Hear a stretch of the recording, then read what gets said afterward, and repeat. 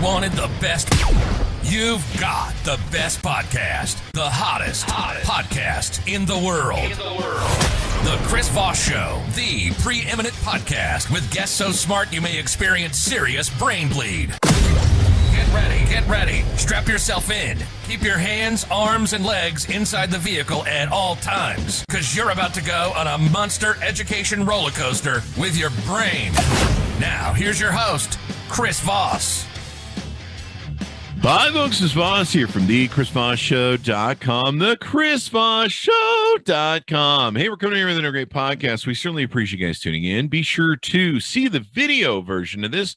Go to youtube.com/Chris Voss. Hit the bell notification button over there. Also, go see us on goodreads.com/Chris Voss. See everything we're reading and reviewing there as well. Go over to all our groups on Facebook, LinkedIn, Twitter, Instagram.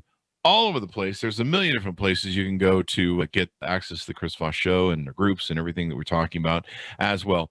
Today we have an amazing author on the show, David R. Stokes. He's the author of the newest book to come out, June 1st, 2021, John F. Kennedy's, or I'll just say it as it's titled, JFK's Ghost, Kennedy, Sorensen, and the Making of Profiles in Courage. This should be a pretty interesting book. And this episode is brought to you by a sponsor, ifi-audio.com, and their micro iDSD signature. It's a top-of-the-range desktop transportable DAC and headphone app that will supercharge your headphones. It has 2 brown burr DAC chips in it and will decode high-res audio and MQA files. We're using it in the studio right now. I've loved my experience with it so far. It just makes everything sound so much more richer and better and takes things to the next level.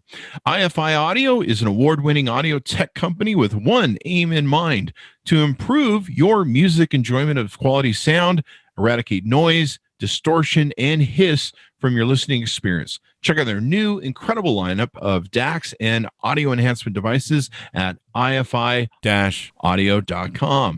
He is a Wall Street Journal best-selling author. His book, The Shooting Salvationists, appeared twice on the Wall Street Journal bestseller list in 2011.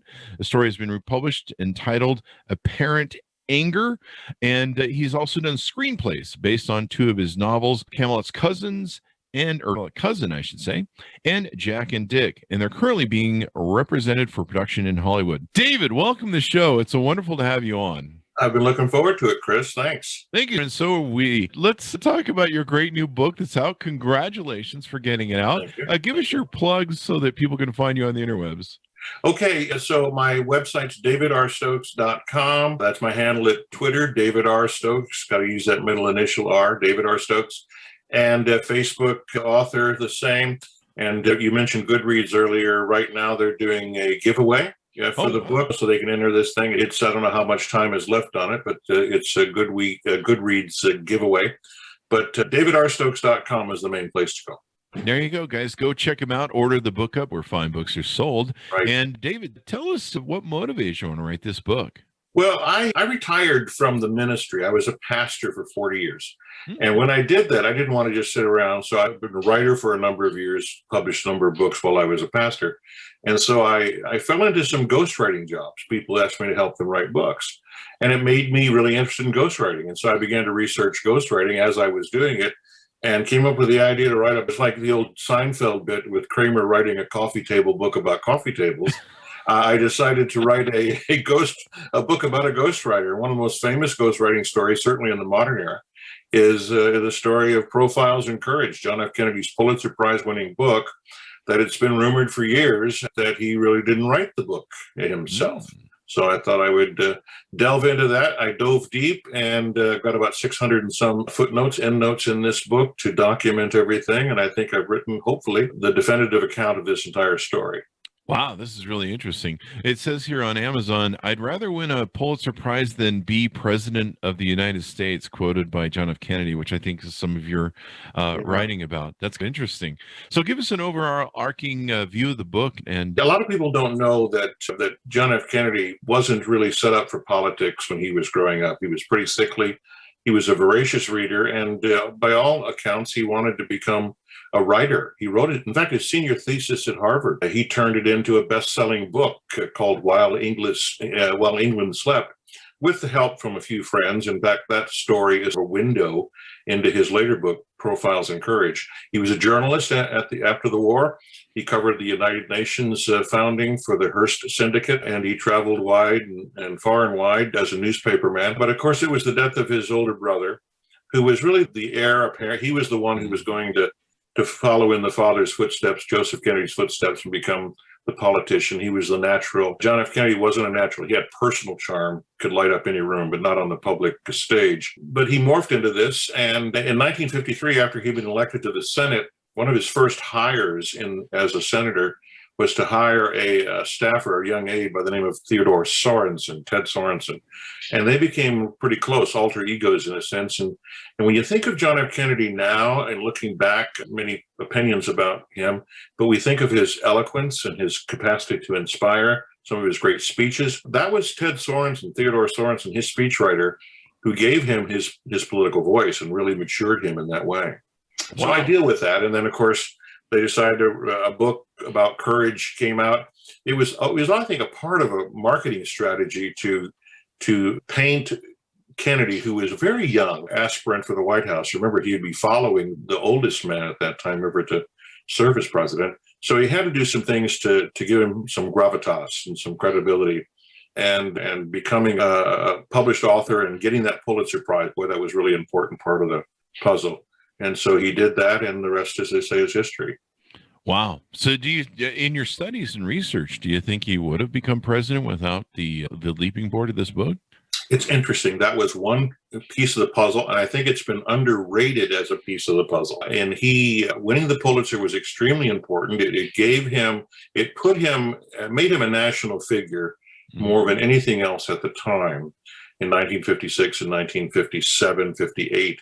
In the build-up to the 1960 campaign. I think he probably would have captured the nomination. I remember it was a razor-thin victory over Nixon in 1960, 100,000 votes, popular votes. And so it's an open question as to whether he would.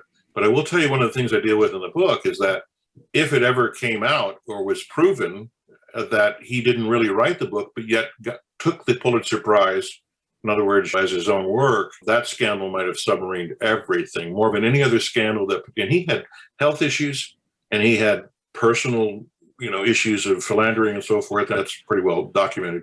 But the third leg on that stool is this Pulitzer Prize. And if that would have been proven that he didn't really write the book, then that would have submarined him, I think. Yeah, that would have made all the difference in the world. Do you think with your writing, are people going to come away with the total proof that he didn't write the book or was ghostwritten, or is there still ambiguity? I don't know that there's really any ambiguity. And I think that the issue had been pretty much resolved even before I picked up my pen to write this. But what I do is I really drill deep in the oral histories. I used a lot of the stuff at the Kennedy Library itself, the correspondence files, going back with correspondence between Sorensen and Kennedy and other people, the editor of the book at the time. I think it's the definitive account. This is a story that's been in various, Chris Wallace, for instance, in one of his books about Kennedy, pretty much says that John F. Kennedy didn't really write Profiles in Courage. But they say that, and then they move on. Yeah. It's never been treated as a one book kind of treatment where you fill in all the blanks. And that's what I've tried to do. Unless a person is really just a person who is in complete denial reading my book, or a propagandist that's reading my book, I think they come away with a pretty clear picture that John F. Kennedy, for all of his gifts and abilities, wasn't the person who actually wrote the entire book. He was more of a line editor for the book. Wow. Editor-in-chief. Yeah. Chief. This is really interesting. This is amazing. It just basically was written by Ted Sorensen then. Yeah, it's documented in the book that he wrote the entire first draft of the book. Wow. And most of the second draft, and then Kennedy got involved at various times. And the same thing was true with Kennedy's thesis that became a book in 1940s at the outbreak of World War II, that became While England Slept, that Kennedy was never unwilling to take help from people. This is a man who grew up having people do things for him. Now think about that. Obviously, he was privileged. He never knew. The Kennedys, the kids, never knew what the Great Depression was. They never experienced it because they were insulated from that while the rest of the world was suffering. And this is not a criticism. This is a statement of fact. And so he grew up privileged and always had an entourage of people doing things for him.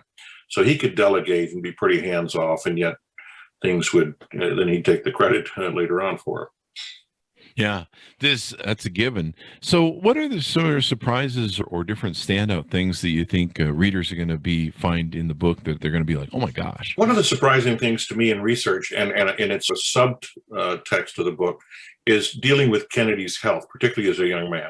I really go into that because that was part of what made him such a reader and a person who is much more involved with intellectual ideas than maybe his brothers were. And he spent a lot of time in bed. He almost died several times, even when he was a senator, and some surgeries during the actual writing or the creation of Profiles in Courage.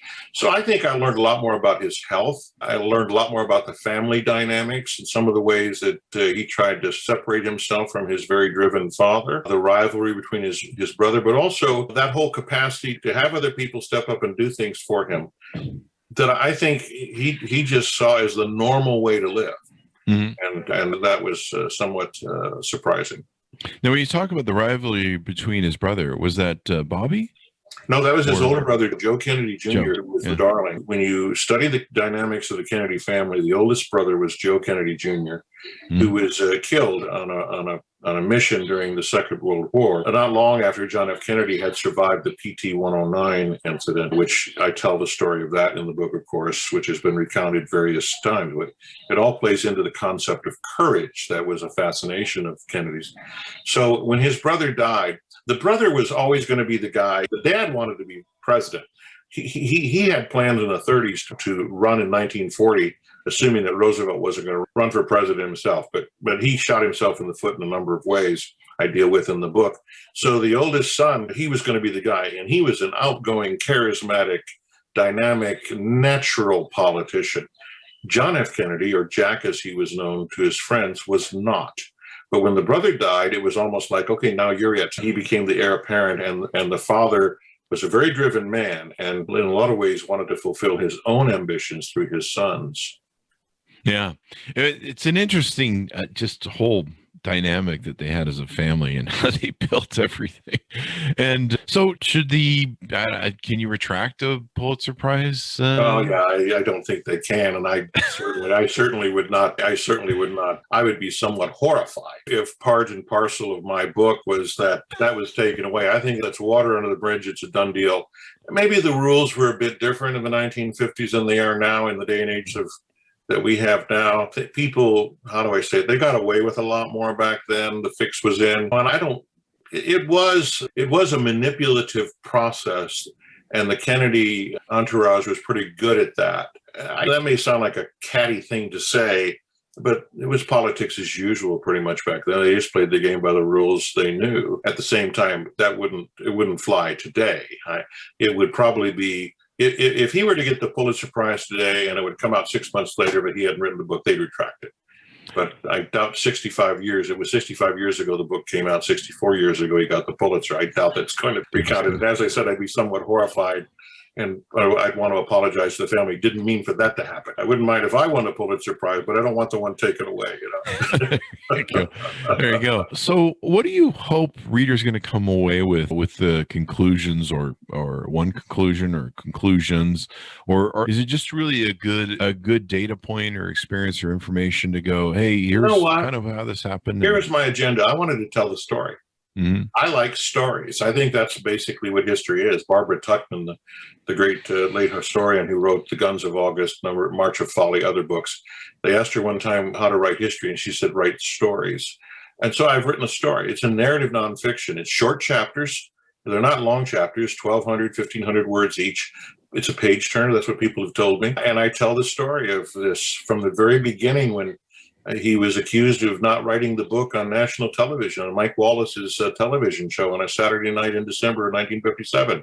And I hope the telling of the story is what grabs people. And then I lay the facts out. I research it. Everything that needs to be documented is documented. They can check it out. And I think you come away with a conclusion that, hey, it looks like Ted Sorensen really wrote this book and he took all the credit.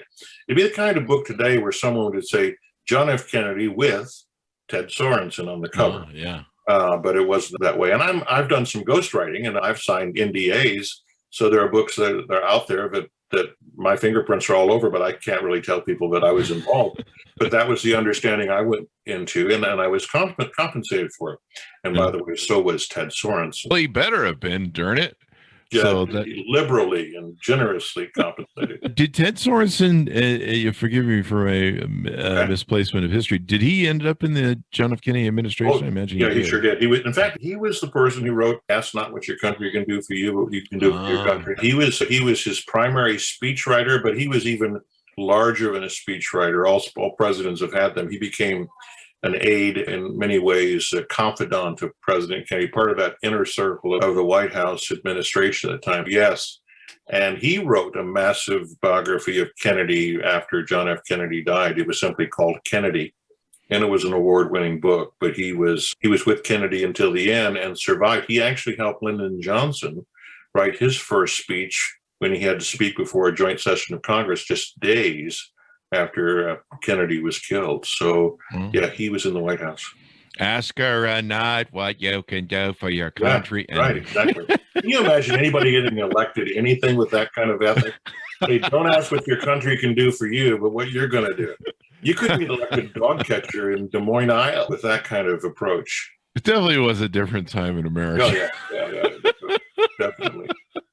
Oh, man. Now, you talk about in the book how he was hypersensitive about rumors and casting down on his authorship of it. John F. Kennedy was. What was the take on that? Yeah, he had for so long said that he wrote the book and dug his heels in and doubled down, and everybody around him had verified that. Even Sorensen himself, he actually signed a legal affidavit to that effect, which, when you look in hindsight, was certainly perjury. So he was sensitive about it to the extent that a lot of people that will defend it and say he was seen writing on yellow legal pads. When he had back surgery, he was writing upside down, and people witnessed him do that.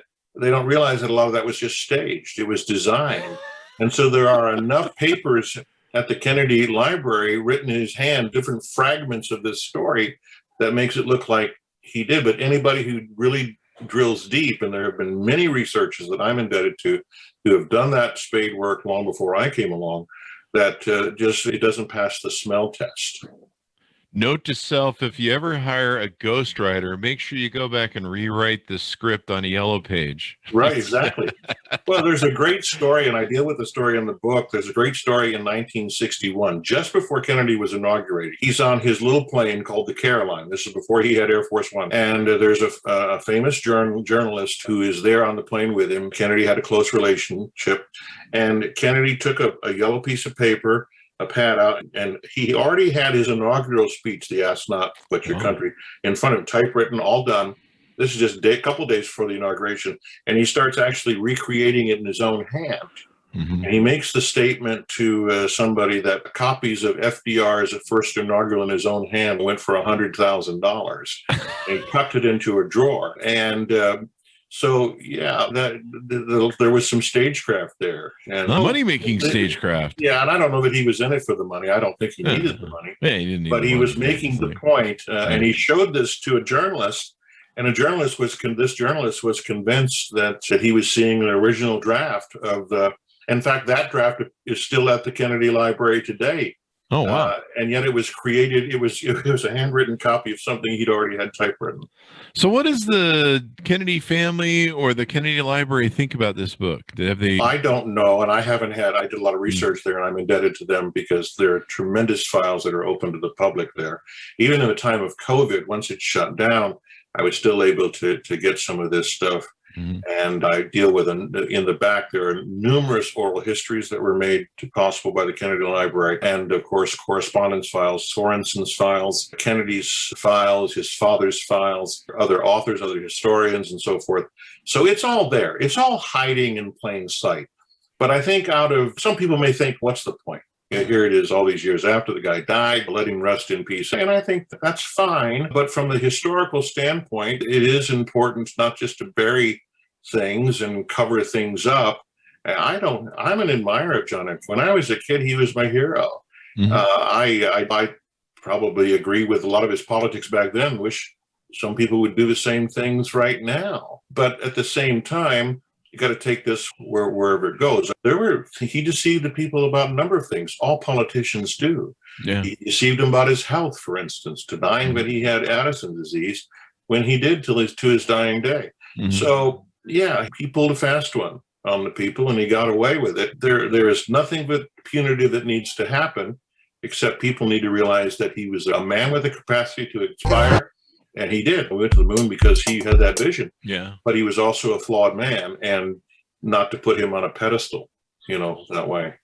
And I think that's true. It's important to understand how men like these are made or created, or with the cumulative effort of different people like Ted Sorensen and others are vaulted to these positions of power, and understanding them and what they're about and how they got there. And like you say, the whole history.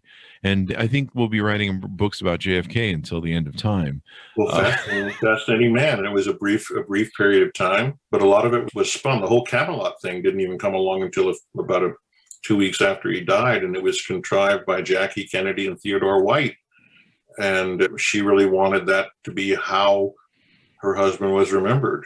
Oh, wow. He loved the Broadway play. They used to listen to the record of the soundtrack of it. Let it never be forgot that once there was a spot that for one brief and shining moment was known as Camelot. And Theodore White, who had written The Making of the President in 1960, he filed for Life magazine and told that story, and the legend was born.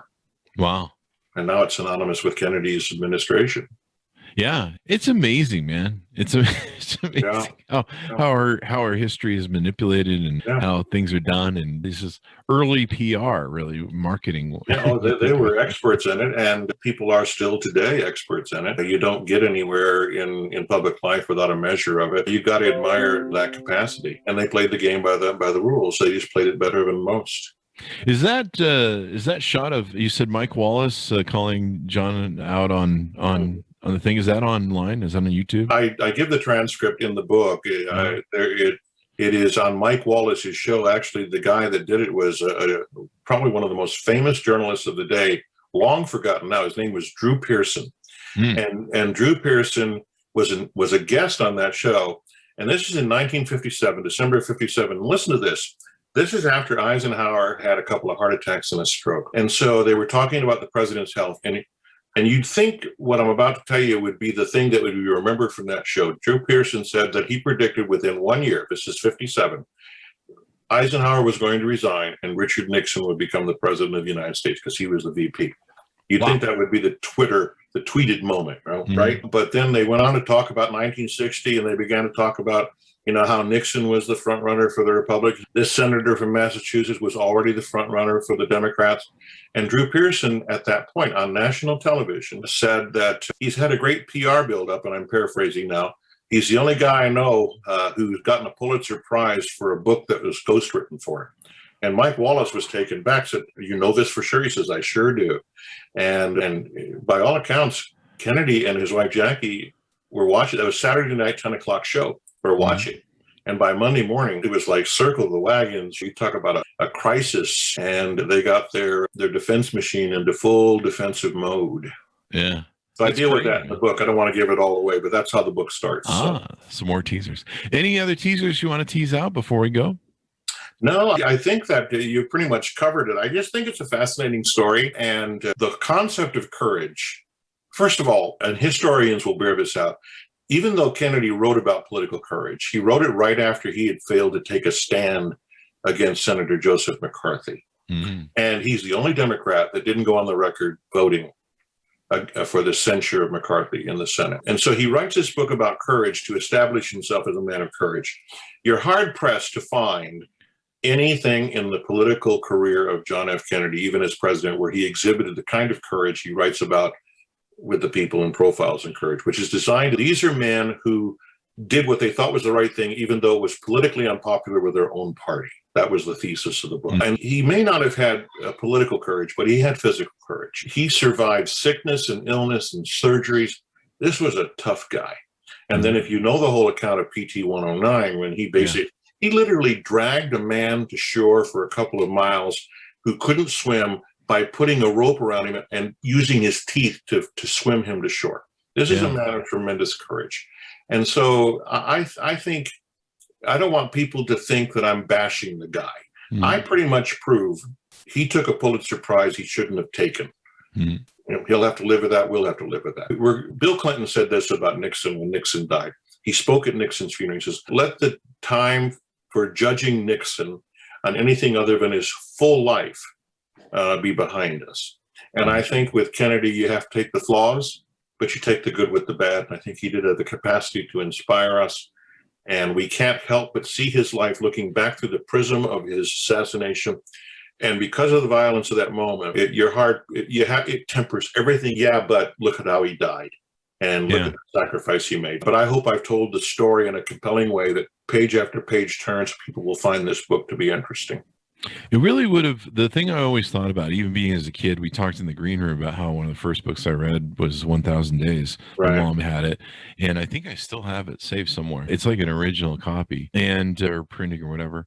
But it was really an interesting book to read, and I always wondered what would it have been like if he hadn't been assassinated or survived the assassination attempt, if that was possible. But what would the rest of the next years of his administration been like? Well, maybe if he won again. So those are the what ifs. He was in somewhat political trouble in fall of 1963. Part of his reason to go to Texas was to mend fences out there with the Texas party that was falling apart. But there were some potential scandals that were ready to confront him.